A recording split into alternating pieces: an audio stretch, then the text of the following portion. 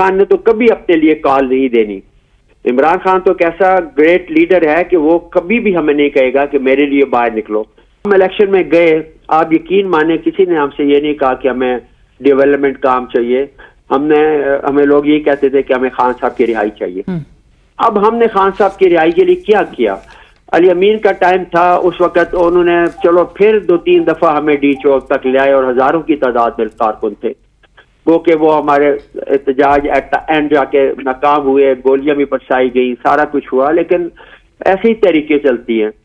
अब भी 8 महीनों में तो हम अटक ब्रिज भी क्रॉस नहीं कर सके। तो आपके ख्याल में गंडापुर साहब फिर कुछ काम कर दे रहे थे इमरान खान साहब की रिहाई के, वो पूरे टारगेट के करीब आते आते, अगरचे बड़ी डेडलाइंस उनकी तरफ से भी दी गई, लेकिन सोहेल आफरीदी साहब उनके मुकाबले में अब तक कुछ नहीं कर सके। इनको करना चाहिए था। देखिए, इमरान खान ने इनके ऊपर बड़ा ट्रस्ट किया और हम सारे इनके साथ तब भी खड़े थे जब इनको इमरान खान ने नॉमिनेट किया, आज भी खड़े हैं।